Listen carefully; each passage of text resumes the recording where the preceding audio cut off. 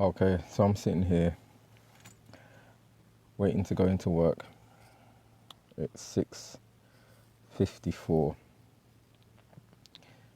and I've just finished listening to the Prophet of Truth, which I always do because I really like his the videos he makes. Is very informative.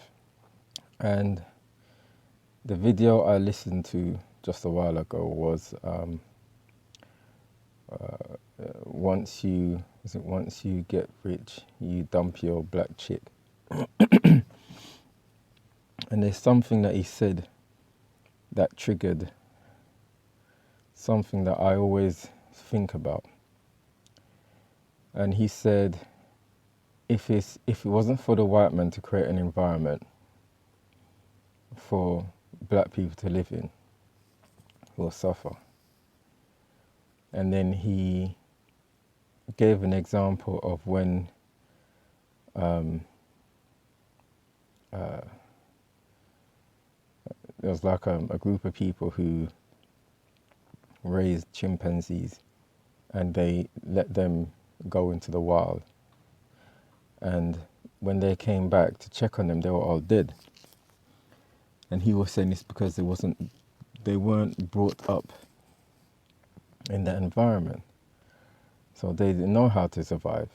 And I guess the other chimpanzees killed them off. And I came back from Jamaica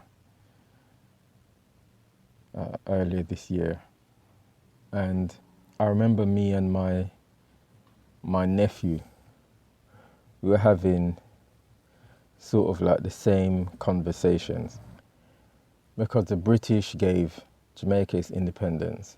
I think it was 1960 something, 1962 or 1963. I could be wrong. Don't quote me on that. And to this day, everything more or less has remained the same. I mean, it's starting to fix up, like roads are starting to get fixed up and they're starting to build schemes and all that kind of stuff. But they've given most of Jamaica away to the Chinese.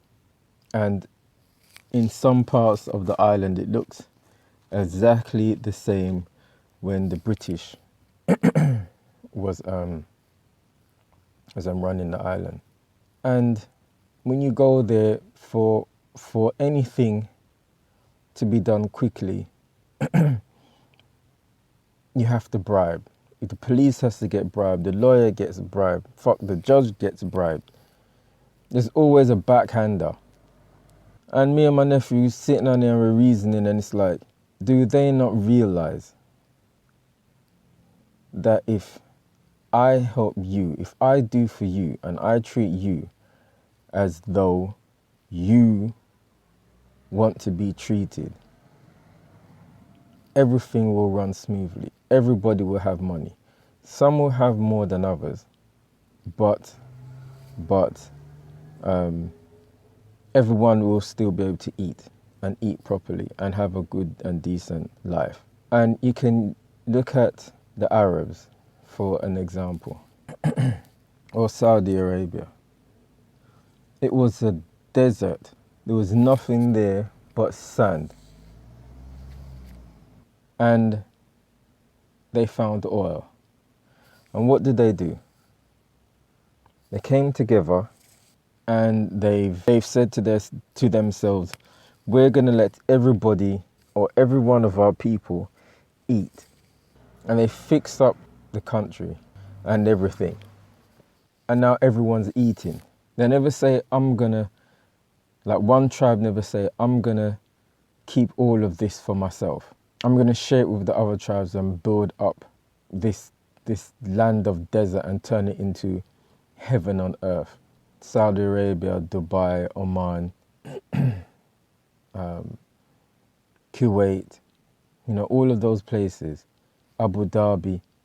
But for some reason, Jamaican or the Caribbean or African countries, it cannot register in their head. You've got thousands of Africans, Haitians that's died sold their bodies to get to Europe and get to America and to Canada. When you can have the same opportunities, you can build up the same wealth in your country. Africans that's died crossing to get into Europe, they're walking on billions under their feet of natural resources, and they have to leave Africa, go to Europe to be prostitutes, to be killed in the traveling from sub-Saharan Africa to get to going through North Africa to get to Europe, being caught by Arabs and turned into slaves, and being raped and being killed.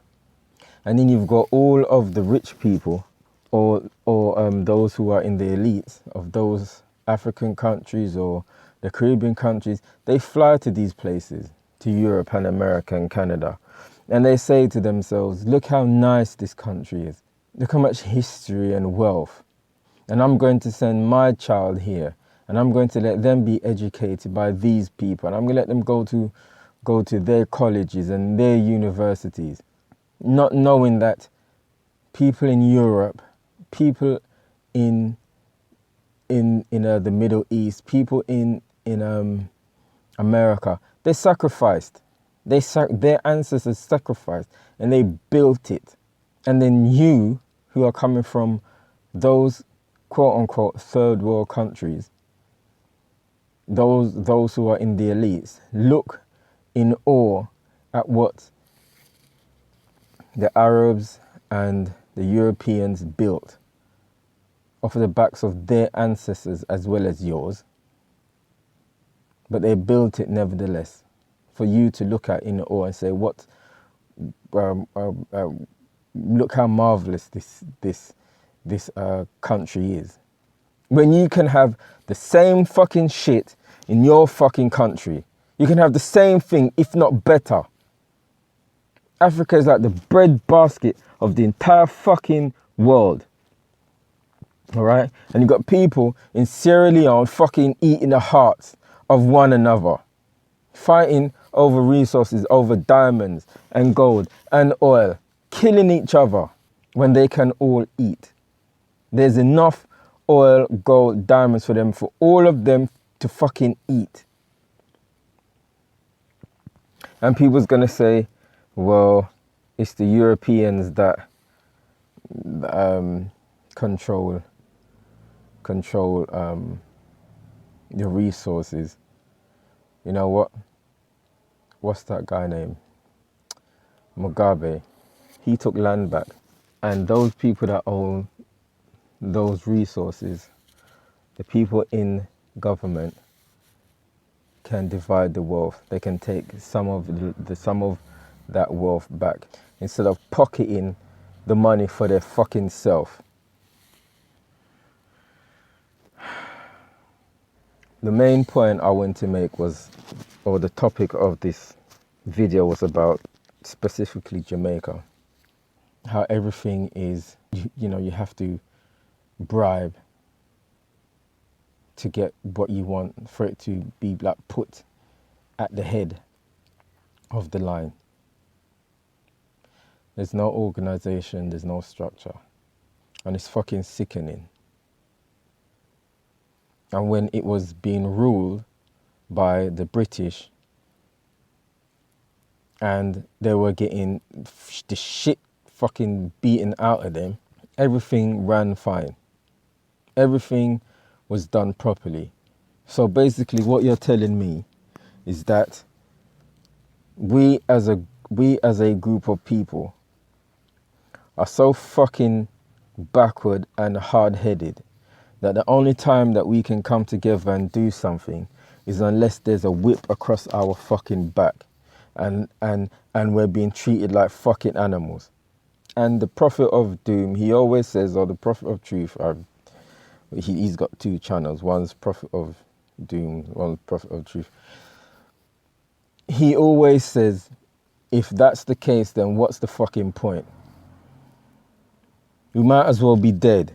Because if it takes for us as a group of people to achieve anything, we have to get the shit beaten out of us and be treated like animals, then what's the fucking point? We might as well be fucking dead. We shouldn't be here. They have programs now on Channel 5 about how violent the youth is now, and stabbings and gun crime, and it's sad because they're young. I mean, it used to be, there were shootings and stabbings when I was in my teens, but it wasn't glorified. Now it's glorified, it's like a status symbol, you know. And by the time the kids are 18, they're either pregnant or they're in jail or come out of jail. Or you know, they have a criminal record.